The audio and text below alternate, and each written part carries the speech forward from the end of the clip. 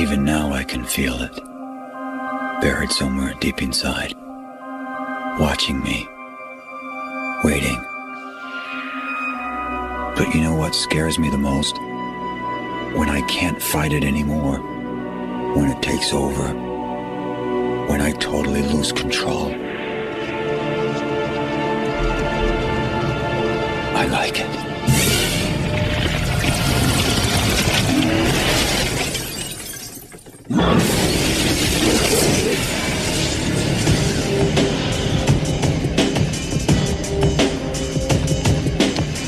As art directors, granted there's two of us on the show because it's so large, they brought two of us on to basically divvy up the tasks and take care of it. But we decided the two main tasks were the Hulk as a creature, as an actor, and that's been what Wilson's been focusing on. And then there's the Hulk in his environment, how he interacts in this world, and that's kind of what I've been focusing on. Our main job is to keep the train rolling. And the train is, all these people working on the movie, and we have to provide concept art as well as reference material, reference movies. We're both big film geeks, obviously, so we just put whatever we can to keep the train on track and keep it rolling and have things to kind of guide the process down the line. It was hard in the beginning because, neither of us really had a kind of good sense of all the thoughts and ideas that's been brewing in Ang's mind for 3 years. There's a lot of themes in the movie that he's always wanted to throw in there, whether it's well, for the longest time, I think the Hulk is not just a big green guy. The Hulk is a kind of a product of nature. So he was really interested in lichen. He was interested in bonsai trees, galaxies, jellyfish. These are personal inspirations for him that are now coming to light as we work on the movie more and more. And we start, these things are connecting, and there's you can tell that there's a whole world going on that in Ang's mind, or whoever's making this movie, that we basically get pieces fed to us as we go along. Yeah, Ang would just verbally describe to us what the themes and the ideas are for a creature or a shot, and we would go out and try to paint it, with as much realism as we can get using scrap art and references. It's kind of different from other creatures that we've done here because this guy's human, obviously. The first thing we did was get a bodybuilder and videotape him. You've got to start somewhere. I mean, a big buff guy, basically.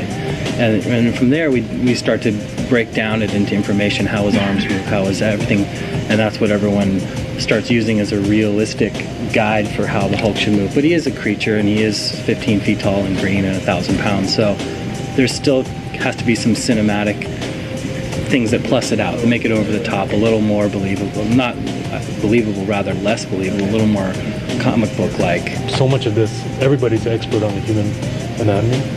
You don't quite, when you see it, you don't quite know what's off, but you will know that's off. So it's really important for us to start with a map. And so from there, we really have to kind of look at it and say, okay, if this is the shape we have to work with, what does it look like? What does his biceps look like when he flexes it? What does his muscles do? What does he look like when he's transforming from human to the Hulk, which is something that we've never seen before?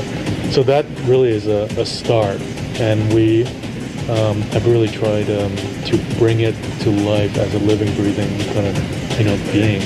Ang was very adamant that he cast Eric Bana because of his eyes, that they had this quality that he was looking for. So we knew, don't change the eyes. They're pretty much one-to-one with Eric Bana's on purpose, to keep with that. I mean, his brow's larger and he's got some more hulky features. So we started with Eric Bana as an underlying reference, basically.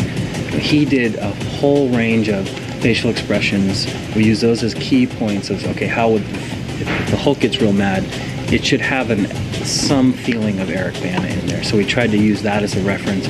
At one point, Ang brought in drawings from his 14-year-old son had done. That he said, these analyze them, look at them, they capture a mood.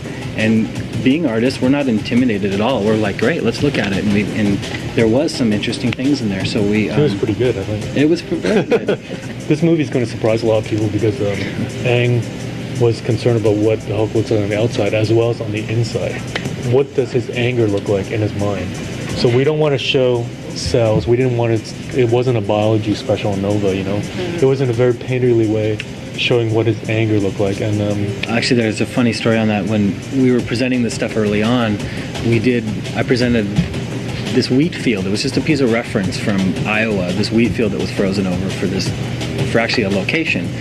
And Aang grabs it, turns it upside down, and says, "Oh, picture it green and black." And this is like the Hulk's subconscious memories reaching down into his conscious and pulling out deep thoughts from his childhood. And this is the kind of direction, we're basically showing him a wheat field, and this is what we get back from it. he's a very, very, very serious director.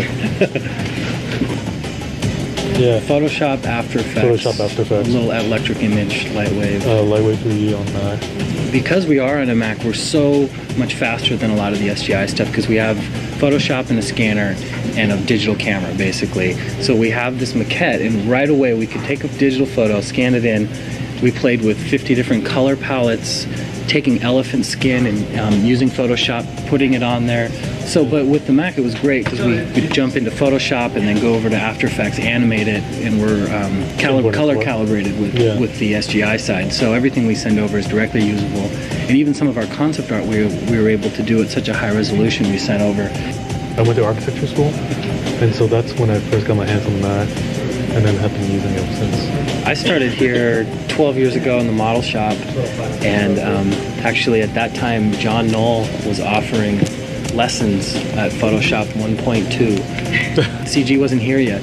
It hadn't. It was all optical, and it hadn't started yet. And it was kind of the word on the street that the computers were doing. You're able to do some amazing stuff with it. And John, who worked here, had just written Photoshop, and so.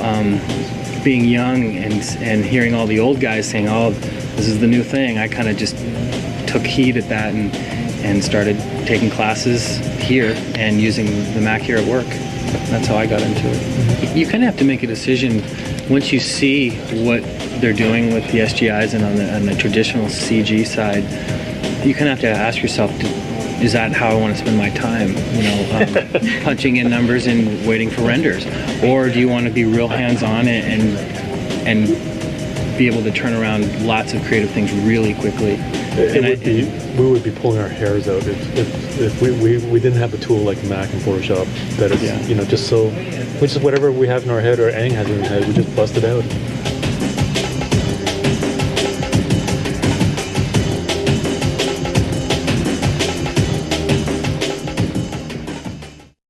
You can see. Do we have an example here? He's actually wearing these pants exactly, are the exact pants. That was the model? Yeah, these are actually Jules boxers. These are my crew gift.